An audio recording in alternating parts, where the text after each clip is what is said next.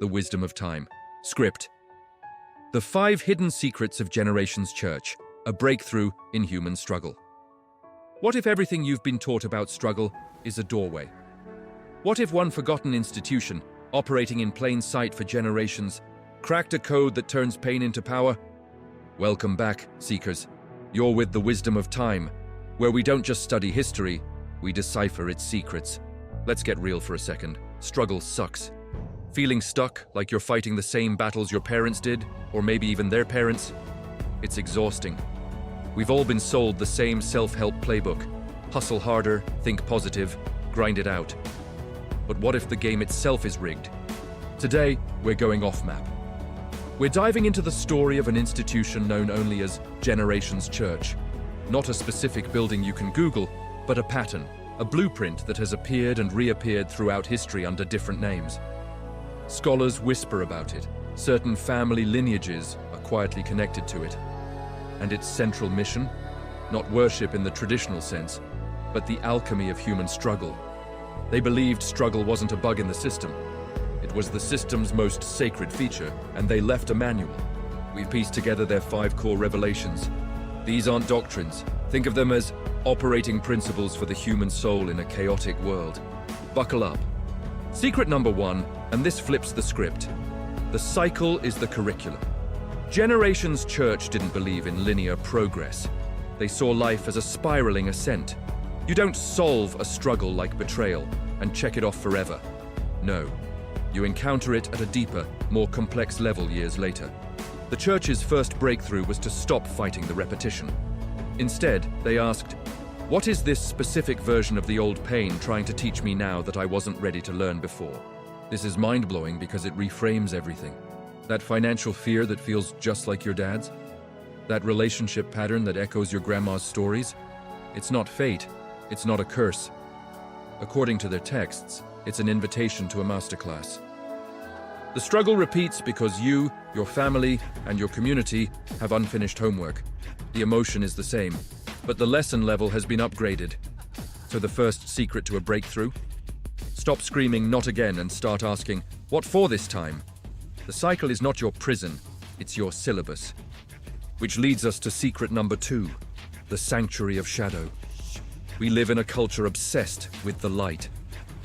Be positive, find your light, chase the light. Generations Church had a radical and honestly more compassionate view. They believed the ignored, denied, and suppressed parts of the self, the shame, the anger, the trauma, didn't vanish. They congealed into what they called the family shadow. This isn't Young 101, this is practical. Your personal anxiety might be rooted in your grandfather's unspoken survival terror. Your need for control might be a branch growing from your mother's powerlessness. The Church's practice wasn't to banish the shadow with affirmations. That's spiritual bypassing. Their practice was sacred recollection. They would create intentional spaces, rituals of storytelling, of truth-telling, to gently bring the family shadow into the sanctuary. Not to worship it, but to acknowledge its presence, to hear its story, and in doing so, drain its compulsive power over the living. The breakthrough here. Your darkest feelings might not be yours. And when you stop fighting them as personal failures and start listening to them as ancestral messages, that's when integration begins. The shadow isn't your enemy to fight. It's a lost part of the family, asking to come home. Okay, this is where it gets concrete. Secret 3, the ritual of resonance. This is the how. The Church believed information was stored in 2 places: archives, books, records, and in the field. The emotional field of a family, the psychic field of a place. To get a breakthrough, you couldn't just think your way out. You had to create a resonant event that could tune into the hidden information stored in the struggle. Their rituals were never about asking for divine intervention. They were about creating a living circuit. For example, a person struggling with a paralyzing fear of scarcity might be guided to a ritual involving their grandfather's pocket watch, a man who lived through the Depression. They'd hold it, not just think about him, but in a meditative state, feel the weight, hear the tick, and allow memories or sensations that weren't their own to surface. This wasn't channeling, it was empathetic resonance. They were using a physical and emotional anchor to download the full data of the past pattern, not just the story. The breakthrough is actionable. To shift a deep struggle, you must move beyond talking. You must design a simple, respectful ritual, a letter you burn, an object you interact with, a place you visit with intention, that allows you to commune with the root of the pattern, not just its current symptom. Secret 4 changes how you see your daily life, the mythology of the moment. The church taught that when a struggle reaches a peak, the make or break point, you are not just Joe having a bad day. You have temporarily stepped into an archetypal myth. Are you Sisyphus, doomed to push the boulder? Are you Persephone, torn between two worlds? Are you the wounded healer? This is powerful, guys. It depersonalizes the drama and gives you a script to rewrite. If you're Sisyphus, the church wouldn't tell you to push harder. They'd ask, what if the lesson isn't to get the boulder up the hill, but to fall in love with the strength in your arms, or to notice the wildflowers growing in the path your boulder has carved? The breakthrough is recognizing the myth you're in. Because once you name the myth, you gain access to its entire library of alternative endings. You're no longer a victim of chaos, you're a participant in a sacred story. The final secret, the ultimate goal, the legacy pact. This is the big one. Generations Church believed the ultimate purpose of working through your struggle wasn't just your peace, it was to heal the timeline. They saw families and humanity itself as a living neural network. Your healing didn't end with you.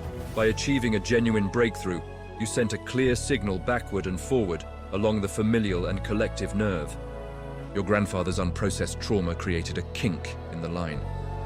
Your father inherited the estate. You felt the full-blown pain. But when you do the work, when you face the shadow, complete the ritual, rewrite the myth, you aren't just fixing yourself. You are sending a wave of clarity back to your grandfather's memory and forward to your niece, who hasn't even been born yet. You are making a pact with the past and the future. The pain stops here, and the wisdom flows forward. Your struggle, in this view, is a sacred contract to end a cycle of suffering for those you will never meet. So here is the big realization, the breakthrough promised in our title. Generations Church understood that our deepest struggles are never just our own. They are intersections. Crossroads where personal pain, ancestral memory, and archetypal story meet. The breakthrough happens the moment you stop asking, why is this happening to me? And start asking, what is this happening for through me? What chain can I break? What wisdom can I unlock for the stream of time itself? If this resonated with you, if it sparked something, then you're already part of this conversation. Your struggle might be the very material the future is waiting for. Do this for me.